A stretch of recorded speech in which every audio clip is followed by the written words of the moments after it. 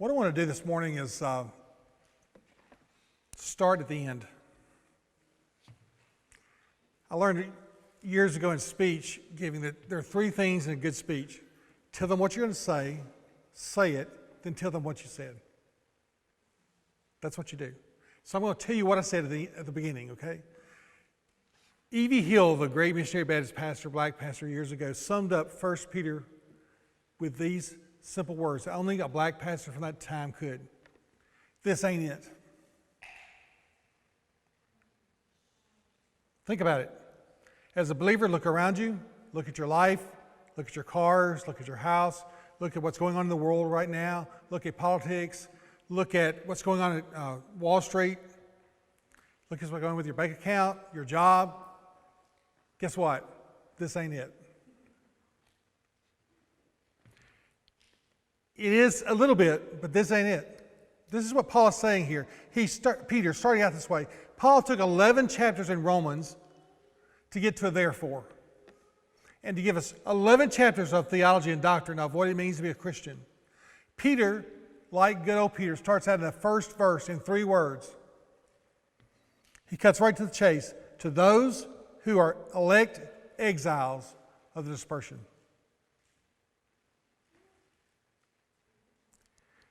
To those who are elect, chosen, exiles, we're going to learn what that means, strangers, sojourners, and dispersed, scattered.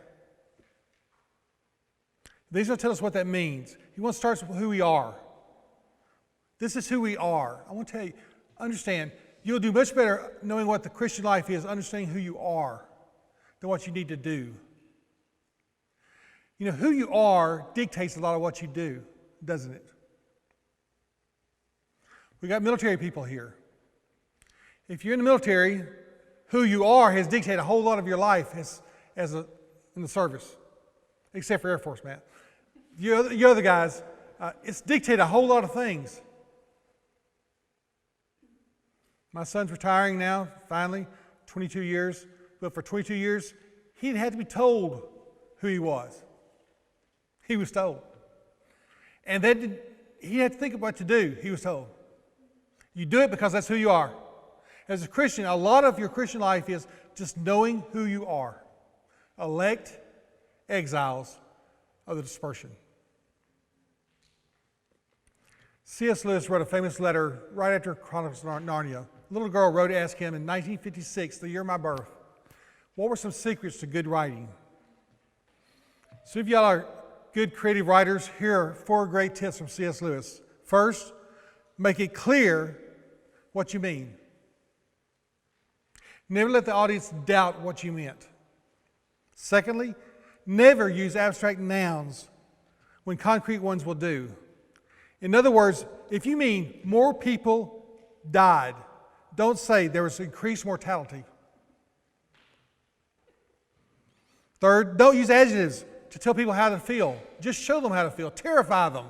Don't tell them he was terrified. Say something terrifying so they feel it. And number 4, don't use words too big for the subject. If very works, don't say infinitely. Because someday you'll need infinitely and then you won't have a word to use.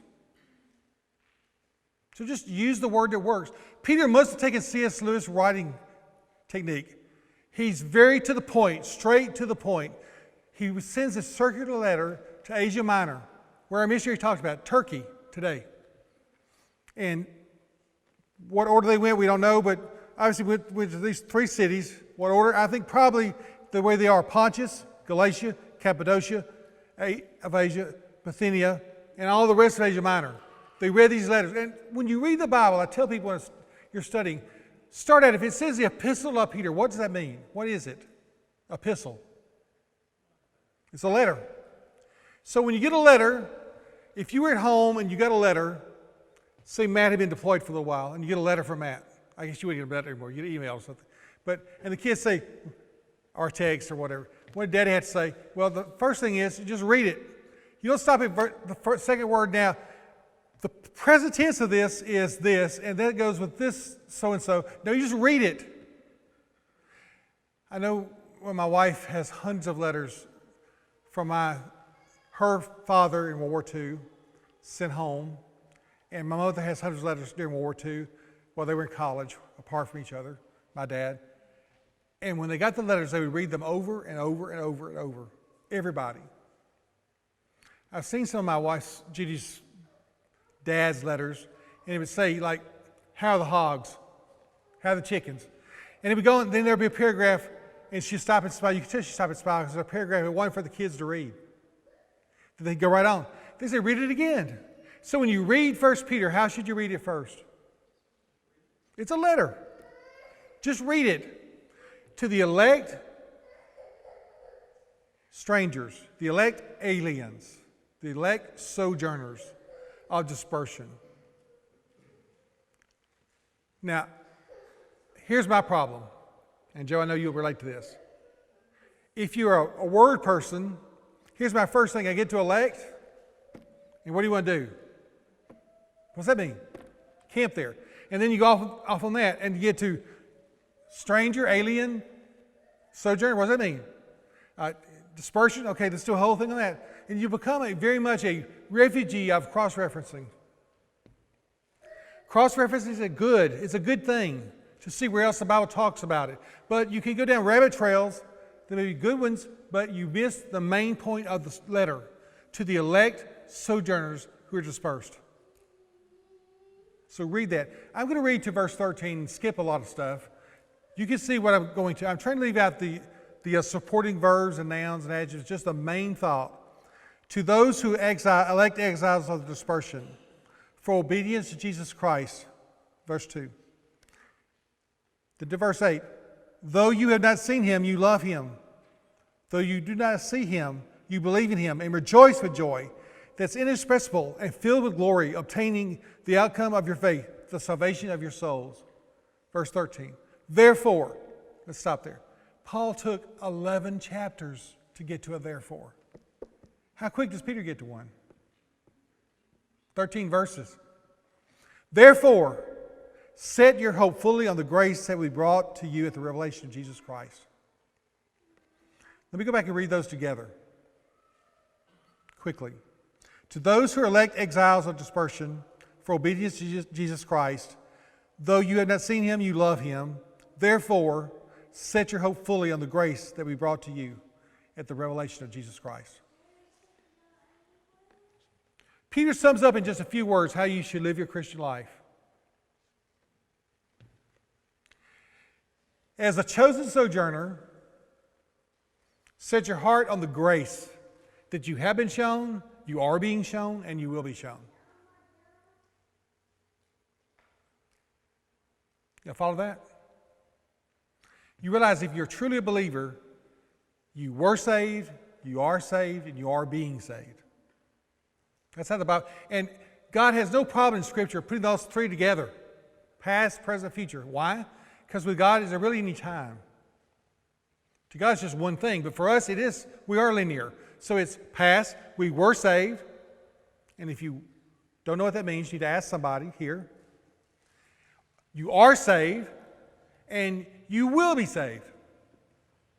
Ultimately, at the revelation of Jesus Christ. Peter says, to these Christians getting ready to go through great persecution, great trials. He's approaching the end of his life and Paul's life a couple years after this. We're getting to the first great persecution. And he said, wherever you are, you're going to go through fiery trials, wherever you are. Set your heart fully on the grace of God. Will that get you through? Now we're going to spend more time to kind of tear these words apart a little bit. Joe, I don't have I can't indulge myself to stop on a lot of them, but y'all can later. Getting straight to the point, he says, you're elect. Now, does Peter take a lot of time trying to explain what that means? No, it's a fact. You know, we could get all hung up on what does that mean, chosen. I'll tell you what it means, chosen. I had a Greek professor that did it all the time. He said, now this means in the Greek, y'all listen, that he said the exact same word. You know what elect means? Do you elect yourself to be president? Hopefully not. Generally not. Generally, if you get elected, our governor, were you elected by someone or yourself? You're elected by others. They chose you. Yes, you could run for the office, but they chose you, and their votes decided that. You're elect. So what does chosen mean? Elected. Chosen. Whatever it means this. You didn't do it. Y'all with me on that? Whatever elect means, it means you didn't decide it was a good idea and do it yourself. The Bible's very plain that no man seeks after God. You see, a lot of people seek after God. No, they seek after a God, not the God. You have been chosen, if you're a believer, see if this will get you through tomorrow, to a command performance by the King of the universe. You are elect. That's pretty awesome, isn't it? Have you ever thought about that when you pray? I am getting to talk to the King of the universe. Does that change your mindset, praying? You've been chosen, and here's the irony. Are you really up to that task, that performance, to live the Christian life, that command performance? Can you do it yourself? You've been called to live faithfully, walk circumspectly. In fact, sometimes you're told to be holy as He is holy. Peter talks about that. Any of you think that you really got that handled? I'm going to be holy like God is holy. And if you think you got that all squared away, just let's change places right now. I don't know about you, but sometimes I don't have time to shave in the morning before I feel very unholy. Sometimes I wake up feeling totally unrighteous when I wake up. And yet here he says you're elect. It's a command performance that only you can do because you are empowered by the King to do what the King has called you to do. That's what elect means. Everything's got all to do with about salvation. It has to do with salvation and living out salvation. Election is not just about being saved. It's about acting saved, about ultimately knowing what that means and enjoying it forever. So whatever it means you're just incapable of it. Elect doesn't make you feel great about yourself. It's just the opposite. If you have gotten over God choosing you to be one of His children, you have really not understood what salvation is. I've been married 46 years. I wish she could be here right now. Judy's having trouble with her breathing still. But I know every time I start acting stupid, and I do that, by the way. All men are stupid, right, Matt? Okay. We all agree. And the wives agreed first. But every time I do that, I think, my wife has chosen to be with me for 46 years, going on 47. We'll never catch you guys. Almost 47. Does that make you feel like proud? Man, look what I did. Look what I accomplished. But more and more and more I think, boy, did she know what she was doing? Really? I don't even like me some days. I would not want to be married to me. Yet, for 46 years, she's made a conscious choice. That doesn't make me feel big about myself. It makes me feel small. I don't deserve that. And think about being elected by the God, the King of the universe, chosen and empowered to live a chosen life. Does that make you feel big or small? There is no room there for pride. None. And then he says that we are strangers, ESV. I don't like that translation. Some say aliens, some say travelers, some say strangers, and none fit the bill. Sojourner, that's an old word, but it's the right word. It's the best word. It's what Abraham was in the book of Genesis. If you know Genesis, Abraham in Genesis 23, when Sarah died, how did he bury Sarah? Did he go out to his funeral plot and bury her? He had to borrow land. He had to borrow a place for her to be buried. Why? Because where he lived, he was just a sojourner there. You couldn't own land. He lived there his whole life. She did. They raised children there. Yet they were not citizens there. They didn't own land. He had to borrow from the heathen a place to bury Sarah. He was a sojourner. When Moses had his first child, he said, name him Gershom. Why? It means a stranger and a foreigner, a sojourner. Now, Israel was in a foreign land for a long time, weren't they? How long? 430 years? Yet, they were sojourners, and they forgot it along the way. And what Peter is doing right off the bat is don't forget who you are. You're elect and you're a sojourner. Don't forget that. Now, sojourner, let me tell you what that means. You live there, but you don't belong there. Now, can you put down roots wherever you are? Yes, but not tap roots.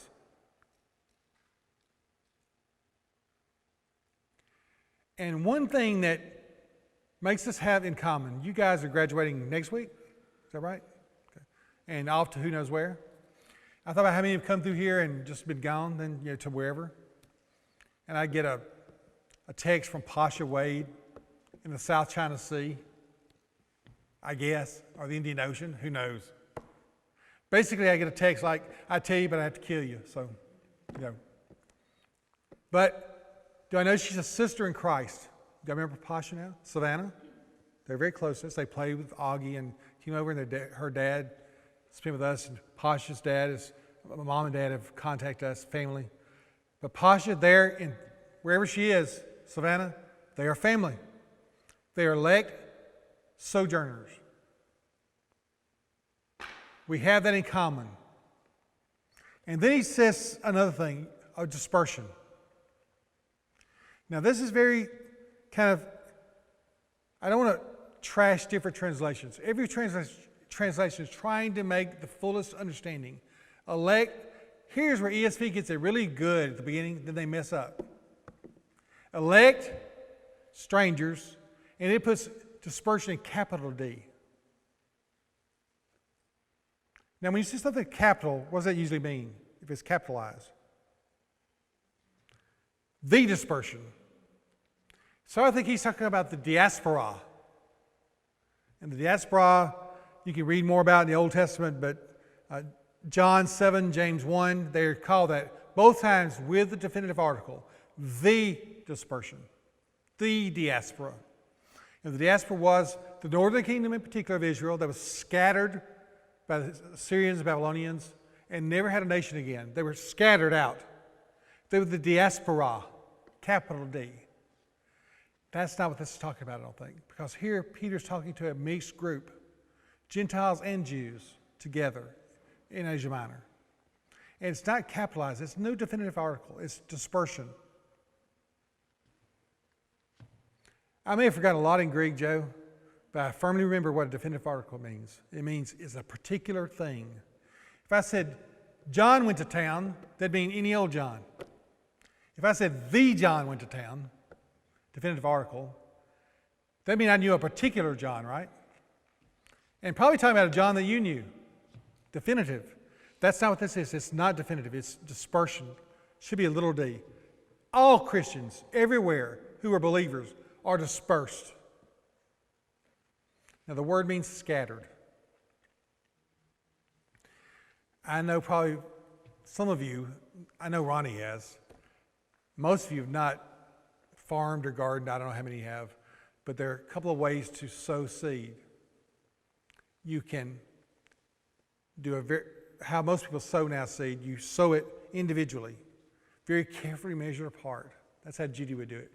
This is 12 inches apart. Not 12.1, not 11.9, 12 inches apart. Though she doesn't understand that about trees. She is known to plant trees very close to each other. I keep telling her, look, that tree is going to be 24 feet in diameter when it gets through. Don't put it 2 feet apart. But the way they usually sowed back then was they scattered, they did broadcast. Just go out with seed and just broadcast them. So where they fell, they came up. That's the word, dispersed. You are chosen sojourners who've been scattered. Oddly enough, what holds all believers in common is we're scattered with the same calling. Wherever we happen to fall, wherever God's will leads us in life, and who knows where that will be, right? I was just thinking, just almost 16 years ago, I was on a roof with a truckload of day workers, all speaking Spanish. Not one spoke English except one, and me, on a 23-pitch roof over on Spanish Trail. 16 years ago, and I was lifting 100, 150-pound bales all day long. You believe that? Joe, you believe that? 16 years ago, I was doing that. But here I am now. Not there anymore. It's wherever God broadcasts you. And wherever you are, and it could change, especially military folks, they come and they go, right? I think Keegan and Susan come back close, right? And I've watched their kids grow, get their pictures. And I think, hey, we came together for a while. Here we've known each other. Ronnie, how long? 30, 40 years? Close to that, right, Ronnie Nippy? Some be here for a week or two. We've had people come for one Sunday and never see them again, but they're believers. I think a promise in China. I can still remember that Sunday standing out in front of the church, talking to Promise, and him sharing for 5 minutes what his home church in Beijing was like. And I thought, man, we are from such different backgrounds. I have never lived anywhere in my life but the Deep South. Y'all didn't know that, did you? Listening to me. I'm sitting there talking to a person from Beijing, from China, a journalist. We couldn't be different. And yet, did we have something in common immediately?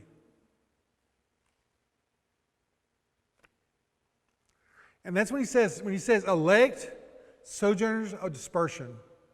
Think about that. You have nothing more set you apart than elect, right? You can't even be more set apart than that. And yet, your very thing that makes you different makes you the same. Different from the world, yet the same with each other. I don't need to know you very long. Peter is saying, look, you got great trials coming. And as you go, you are elect, chosen by the King, a sojourner. Yes, you stay there and you live there and you're going to be there for a while. How long? I don't know. But while you're there, you eat what they eat, you live like they live, you talk like they talk. You're subject to the same rules they are on this earth. Yet, is this your home?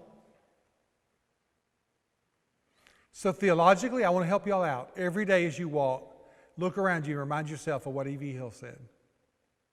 This ain't it. That makes it pretty easy, doesn't it? We're sojourners. We're dispersed.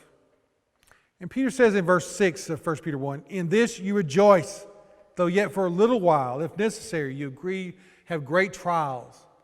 He talks about the fact that we're called evildoers in chapter 2. Chapter 3, he says you're slandered. You suffer for righteousness' sake. Chapter 4, you have fiery trials. In chapter 4, you're insulted for the name of Christ. As you go through this life, you have trials, you're insulted, you're slandered, and yet do you have something that sets you apart? And is it mostly your suffering and your slandering and the miracles you see in life? No, you know what sets you apart? It's the grace of God. In 1 Peter 5, then he gives a warning. Verse 8. I know you've read this probably out of context because you've never heard it in the whole context of 1 Peter. Be sober-minded. Be watchful. Now, what does it mean to be sober-minded? 1 Peter 5:8. Yeah, he's saying don't be drunk. Don't be drunk on this world. Put it in context, he's talking to Christians. Don't be drunk on this world. Can you taste of this world? Yes. But do all things in what?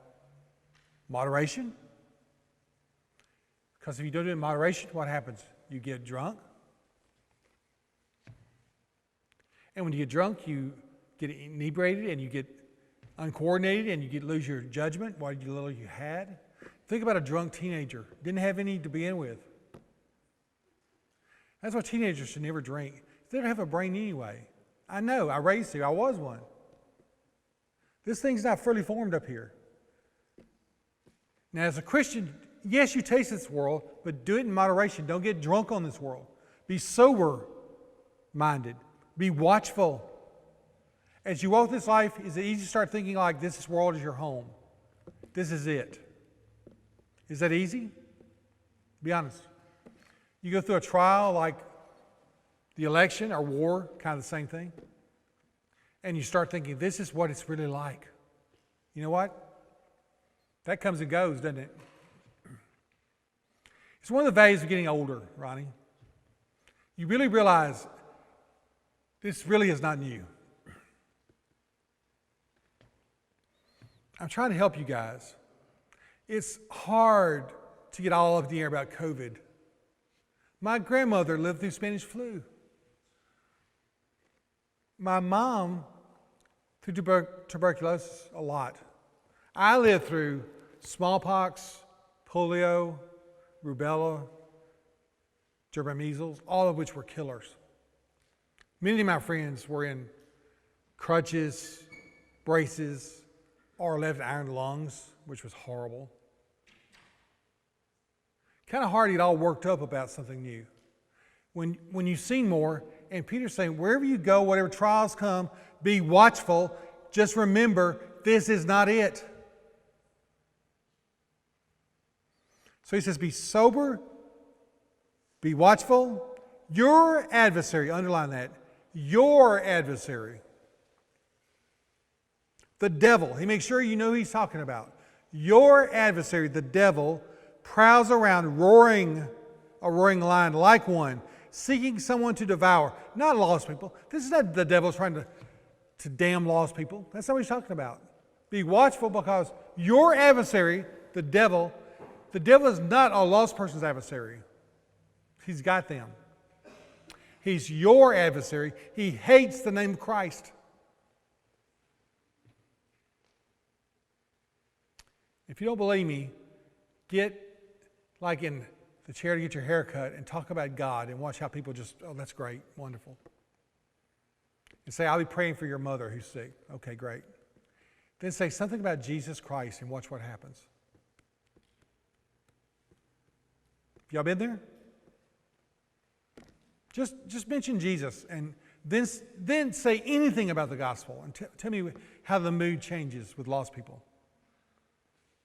Talk about pouring cold water on things, but talk about killing a party. Y'all had lots of coming. You talk about God and getting better, and we'll pray for you. We'll have a moment of silence. What does that mean?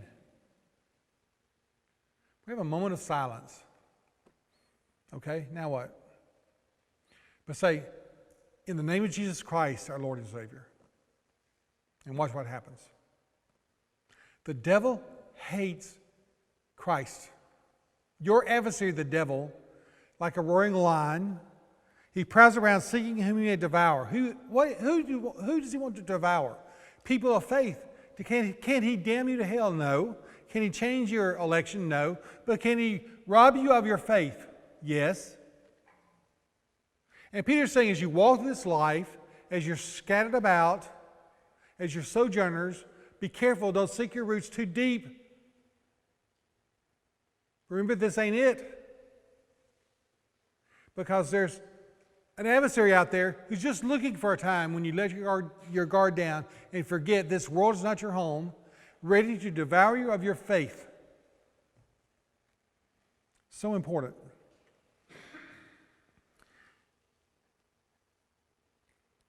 And then he just reminds us, move on to verse 13, because this got in with this. He gets to the therefore. He says, therefore, my brothers, because of this, because you're elect, sojourners who are scattered, therefore, I'm going to skip some things, set your faith fully on the grace that we brought to you. John Piper calls this future faith.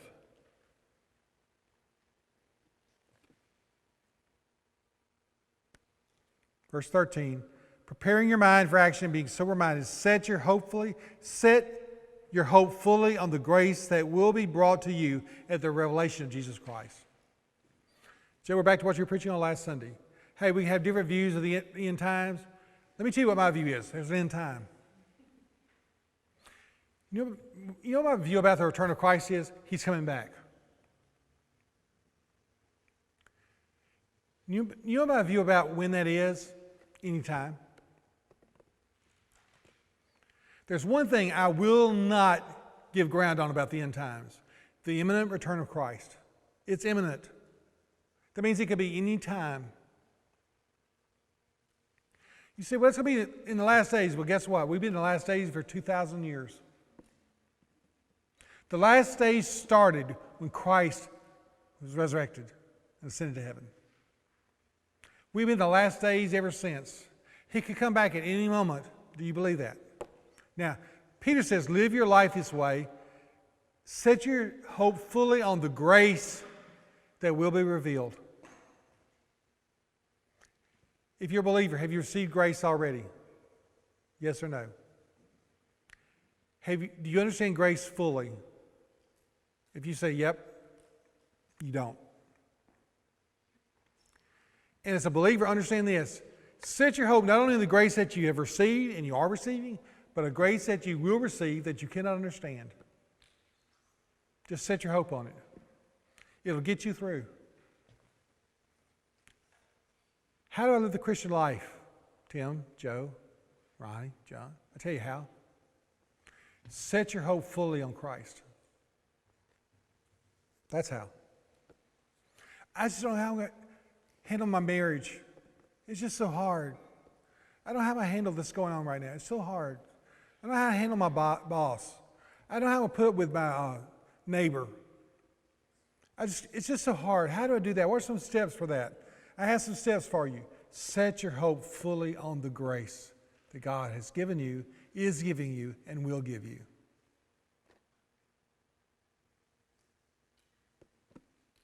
But that's so simple. Joe, I just keep trying to work you out of a job.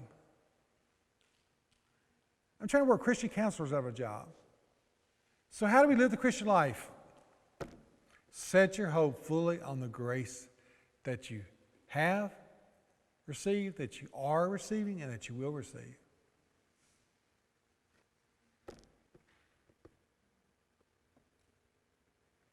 Peter said, therefore, set your hope fully on the grace that will be brought to you at the revelation of Jesus Christ. He has as obedient children. Then he goes on to some more stuff. But this is important. Before he gets all these other things, before he starts telling you what to do, he says, look, here's the main thing. Know that you're elect sojourner who is scattered in the world.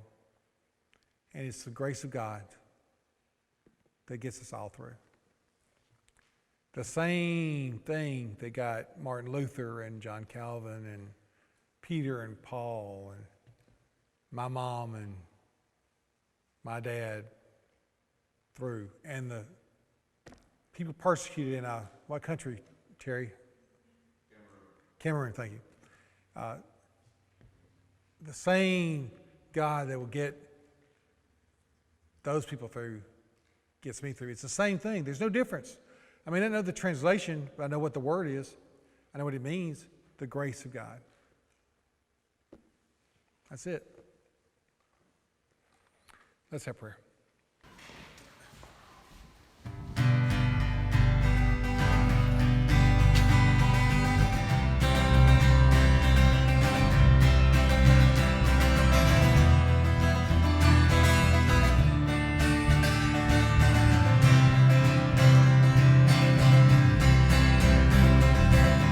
Who breaks the power of sin and darkness, whose love is mighty and so much stronger, the King of glory, the King above all kings,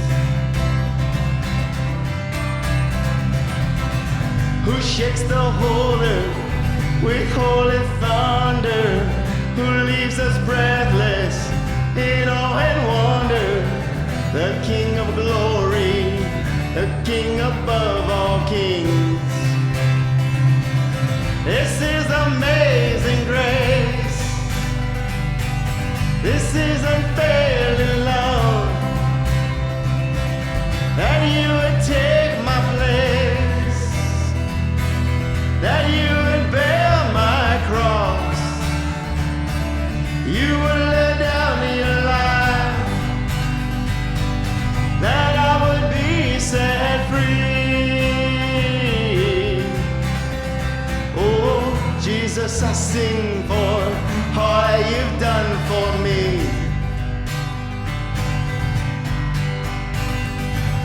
Who brings our chaos back into order, who makes the orphan a son and daughter, the King of glory, the King above all kings.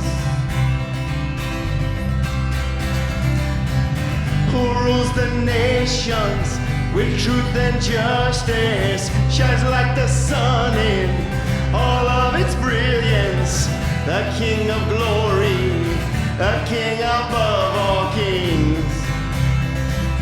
Yeah, this is amazing grace. This is unfailing love, that you would take my place, that you would bear my cross, you would lay down your life, that I would be set free. Oh, Jesus, I sing for all you've done for me. And worthy is the Lamb who was slain, worthy is the King who conquered the grave, worthy is the Lamb who was slain, worthy is the King who conquered the grave, worthy is the Lamb who was slain, and worthy is the King who conquered the grave, and worthy is the Lamb who was slain, worthy, worthy, worthy. Oh, this is amazing grace. This is unfailing love, how you would take my place, how you would bear my cross, you would lay down your life, that I would be set free. Oh, Jesus, I sing for all you've done for me. Jesus, I sing for all that you've done